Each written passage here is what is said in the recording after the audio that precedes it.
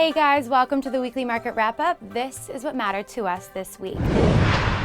Wall Street posted gains for the third straight day on Thursday. Officials from the Federal Reserve helped calm investor fears that quantitative easing would not be pulled back in the immediate time frame. These comments helped the Dow Jones to another 100-point day, with the index closing above the 15,000-point threshold. The S&P 500 index is now firmly above the 1,600-point mark.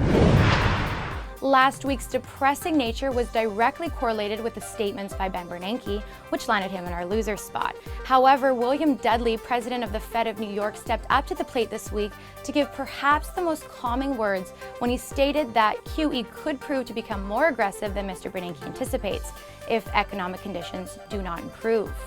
Further, he stated that the bond buyback program would not depend upon calendar dates, but on economic outlook, a variable element that remains in flux.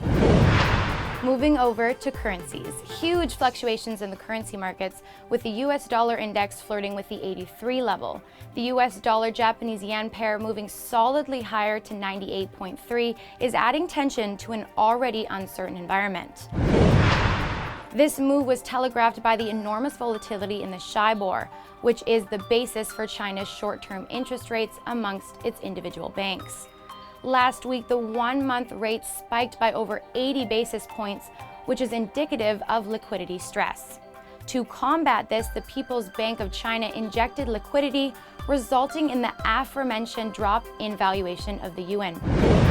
However, further problems in China's economic machinery suggest that more monetary loosening may be required.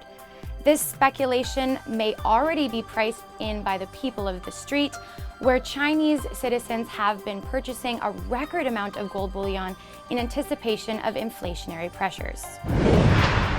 Moving over to winners and losers. Our winner for the week is Ceres Inc, an agricultural biotechnology company that develops and sells energy crops to produce renewable biomass feedstocks in North America.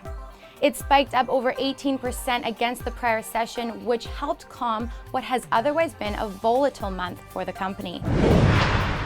Over to the loser for the week is Peregrine Pharmaceuticals, a biopharmaceutical company focused on cancer research and treatment. It lost 23% of valuation against the prior session after trading in a relatively stable range for much of this year.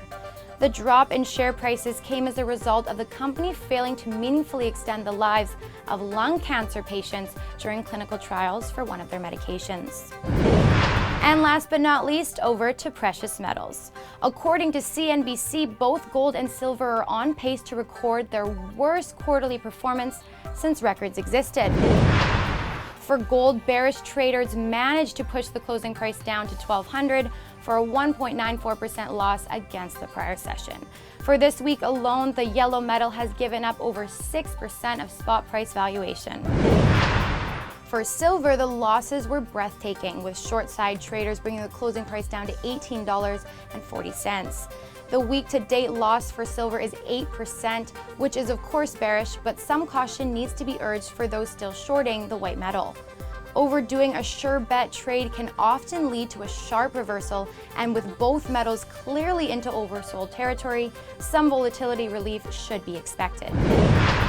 Finally, Palladium also absorbed some heavy hits during the commodity sell-off this week, with the industrial metal closing a tick below $645. While the immediate outlook has obviously turned negative, the current spot price is within 10% of its 200-day moving average, so not too bad.